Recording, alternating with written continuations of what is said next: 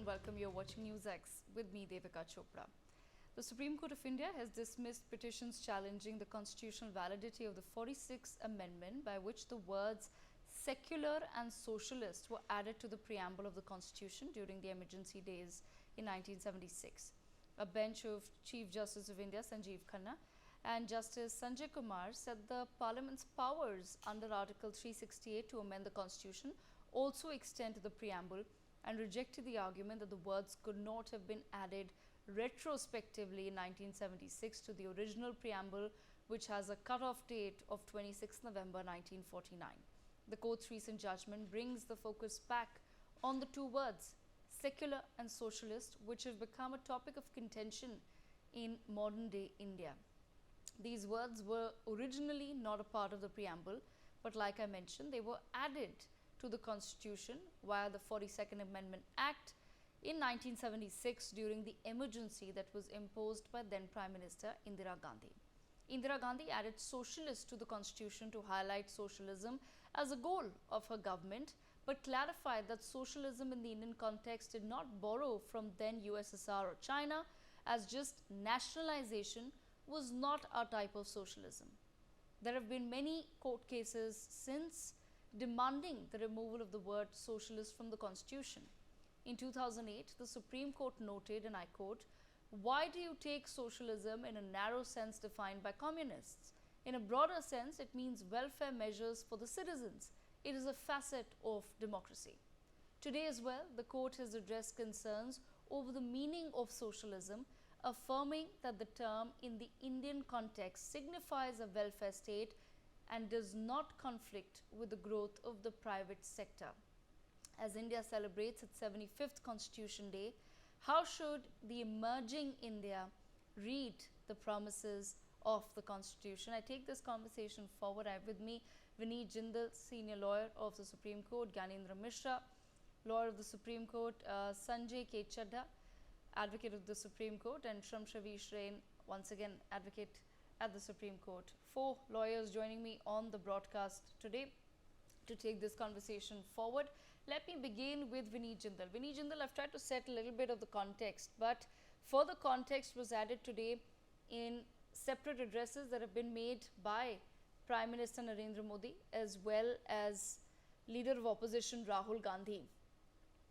While Rahul Gandhi has accused the current government of failing to deliver equality and equity to Dalits, tribals and the marginalized sections, Prime Minister Modi highlighted today during his address that his government has in fact delivered on the promises that are enshrined in the Constitution on the idea of socialism, which has been read by the courts over and over again to mean a welfare state which continues to support the marginalized sections, but also looks at the private sector growth of India.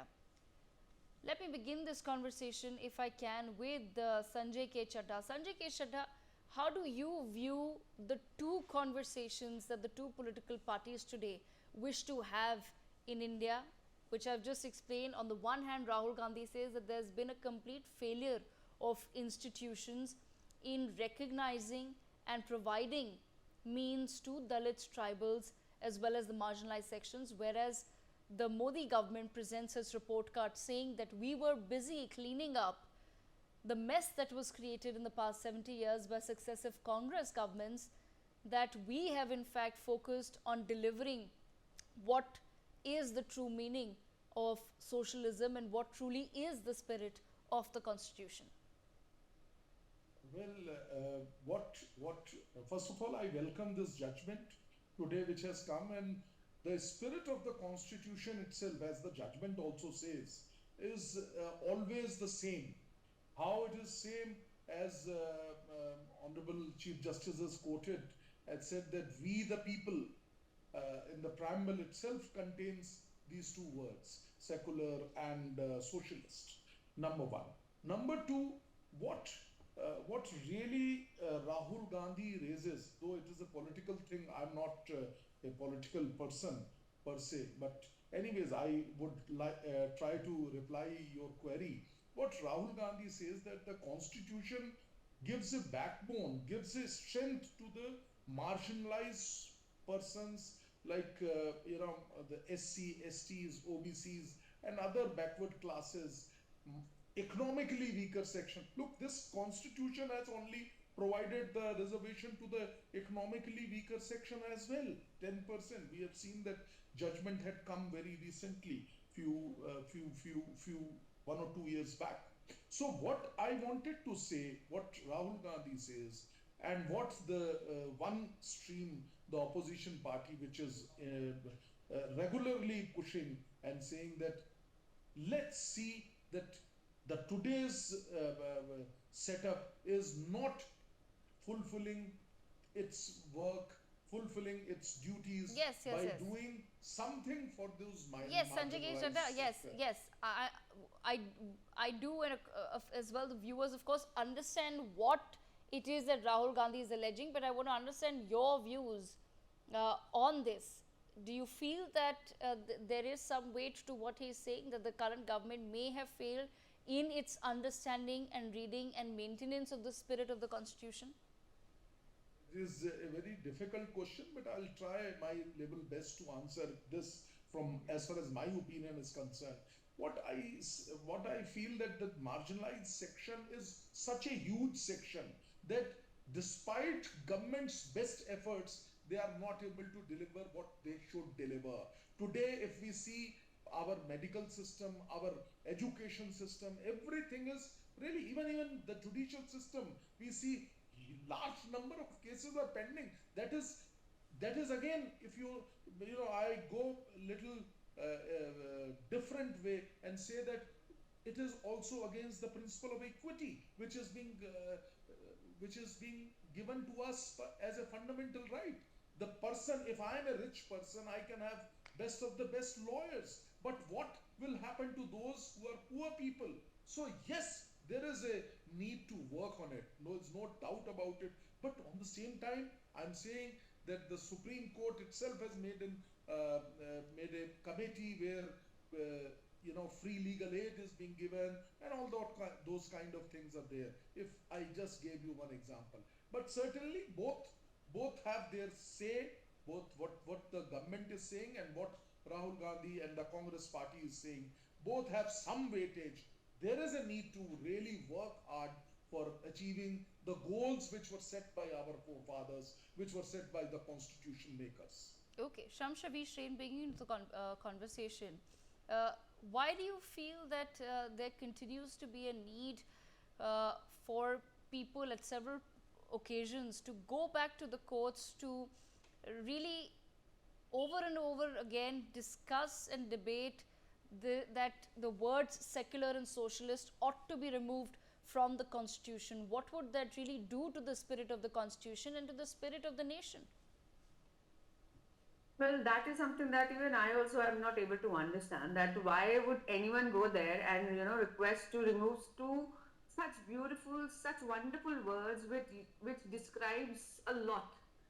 So secular, and it's such a beautiful word. It just in itself, anyone could understand that everyone are equal before the law. And then if someone goes to the court and saying that no, this is something wrong, that is something that it shows that the mindset isn't right, because everyone needs to understand that India is a place where people from different religion have been coming. They will be a part of it. The law, the land laws would be always above every other religious laws. So that is a beautiful word which actually describes about equality, and wherein human right is more important, and human right will not be negotiated no matter what. This is what it actually means. So such kind of words should always be there, and I am as my earlier speaker said, that yes, this judgment is something that should be welcome. This was delivered on a very beautiful day today, when the Constitution Day Constitution came into existence. So such kind of words, everyone should be refraining themselves that such kind of matters should not be filed only because as per them this thing should not be there.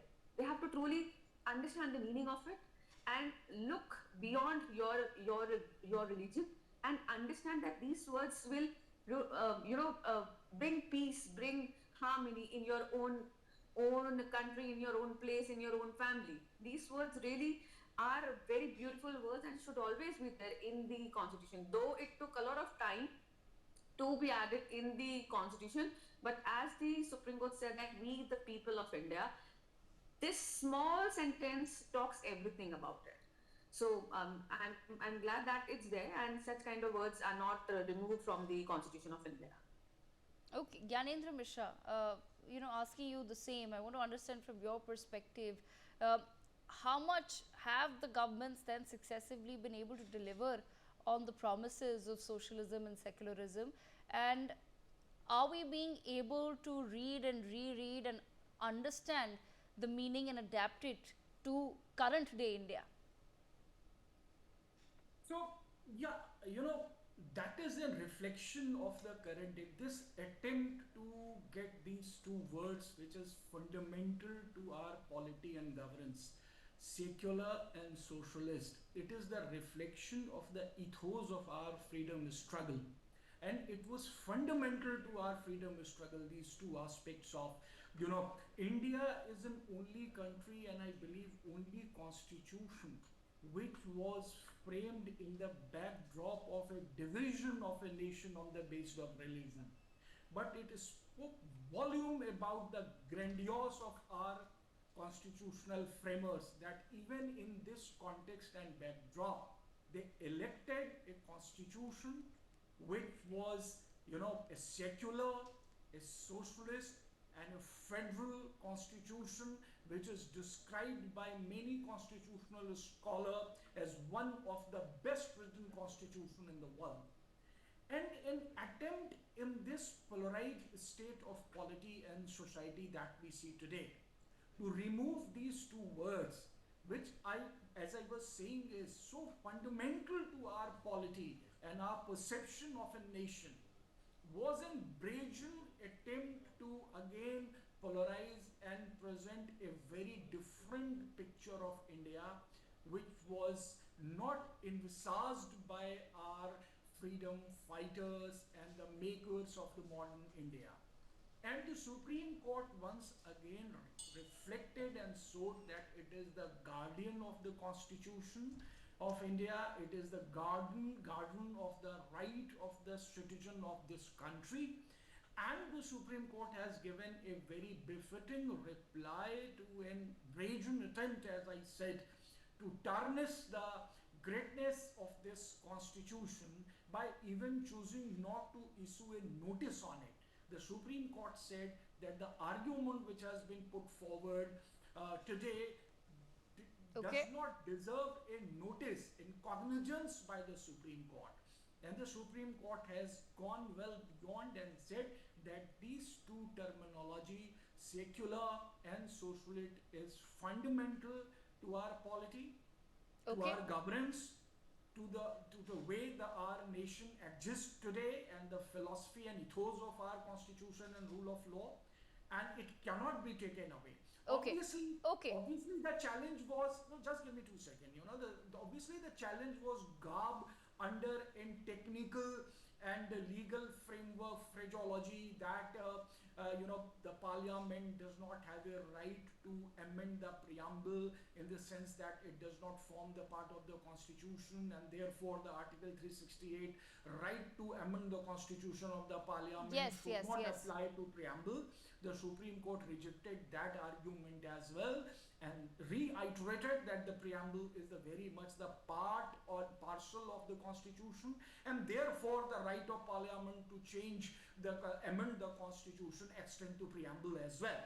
Okay, Vineet Jindal, bring you into the conversation. Vineet Jindal, I want to understand from your perspective, why do you think we feel the need as a society to time and again approach the courts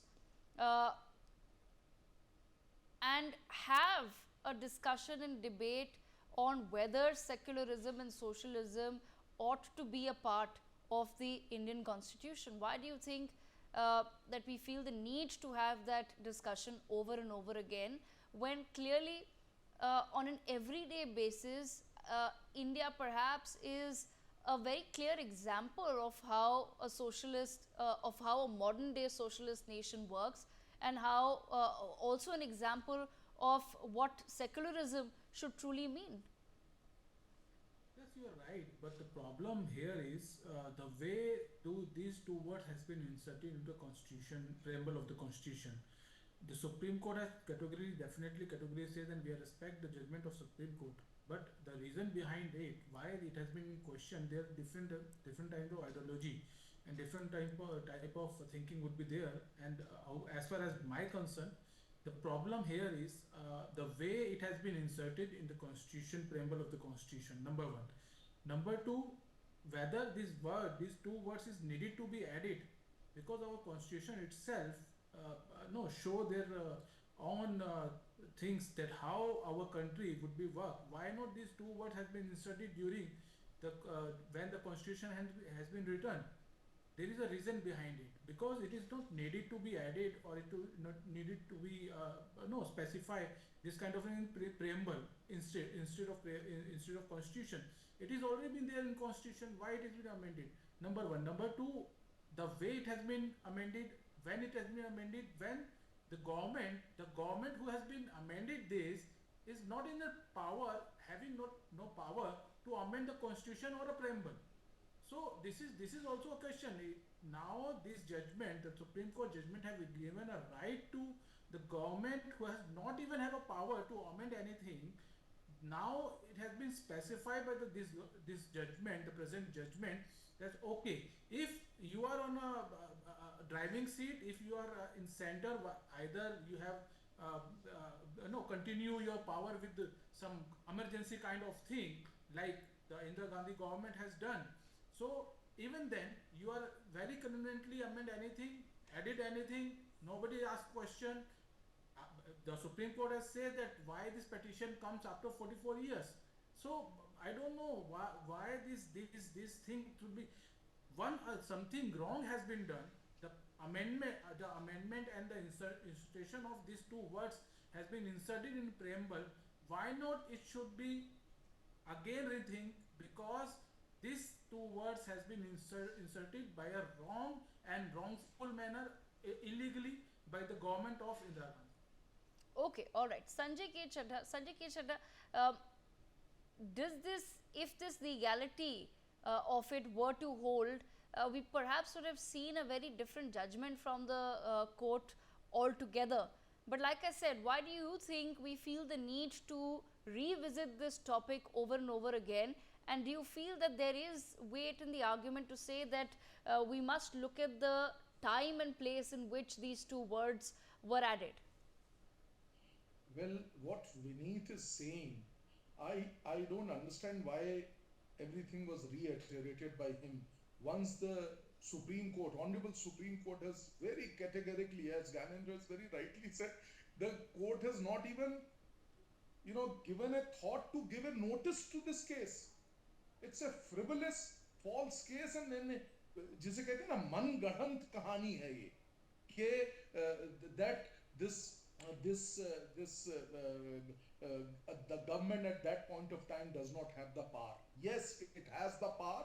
It is also been very specifically clarified by the Supreme Court that preamble being part of the constitution and is also amendable. It can be amended. I just want to say that our constitution is flexible yet rigid. It is so far amended.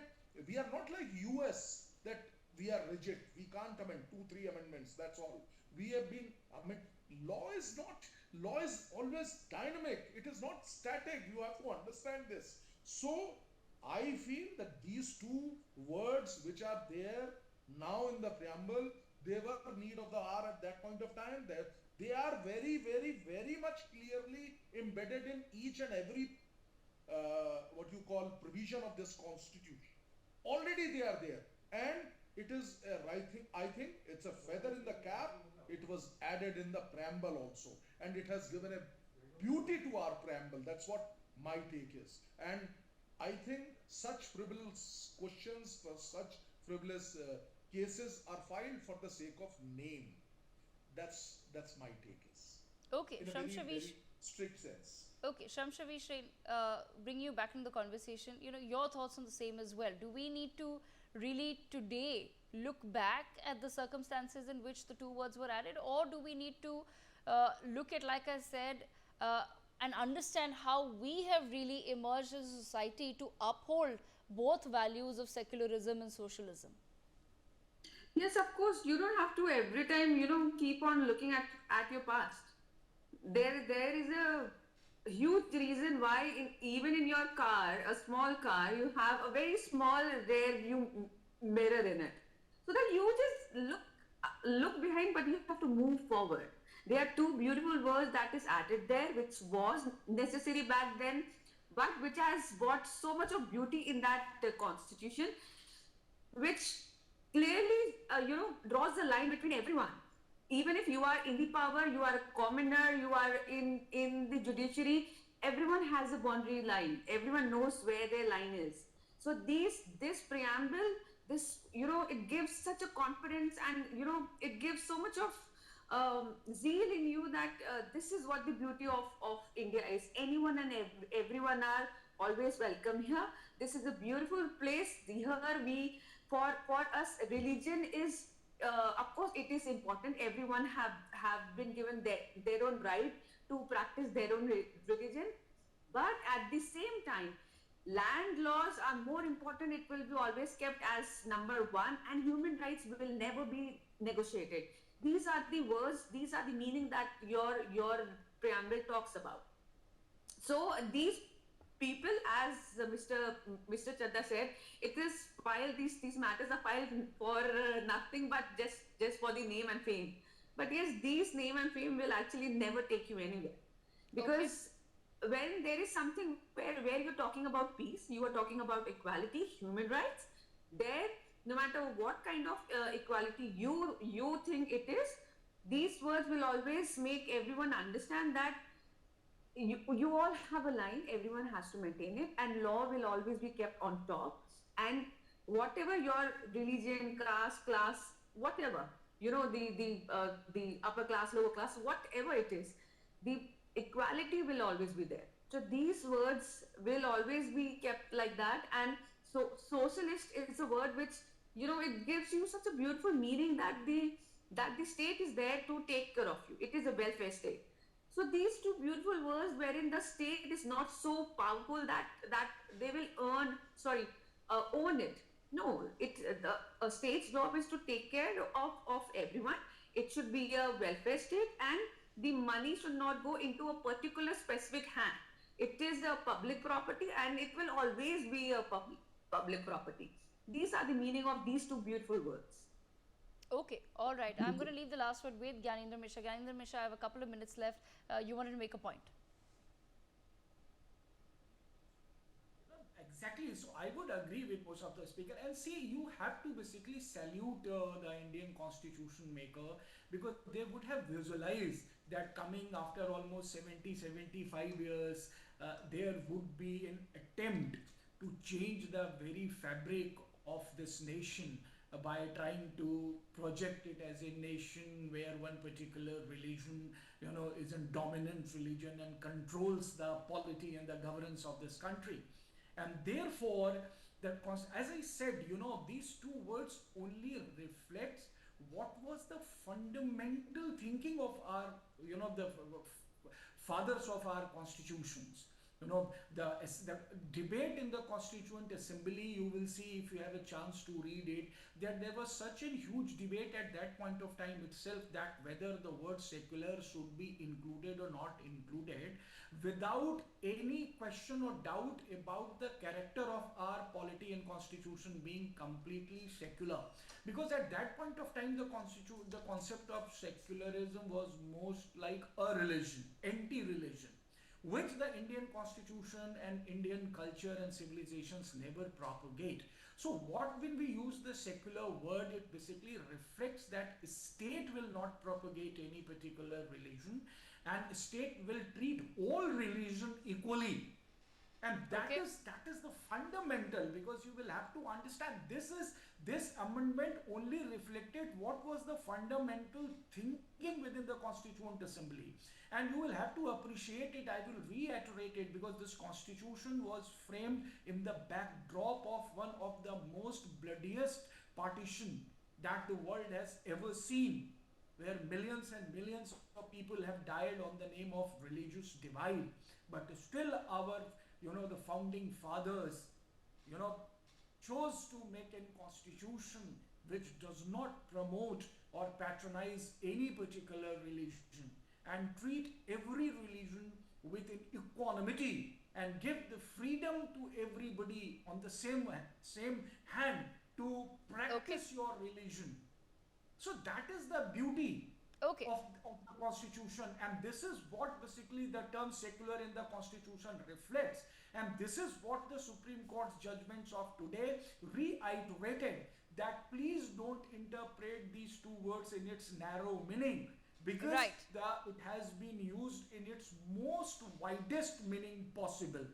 Our constitution makers were never anti-capitalist. Okay. The socialist meaning Yes, here yes, yes, is- yes, yes. yes. Gyanendra Mishra, I've run out of time, but I thank all of our guests for joining us to take this conversation forward. On that note, viewers, we have to sip into a very short break.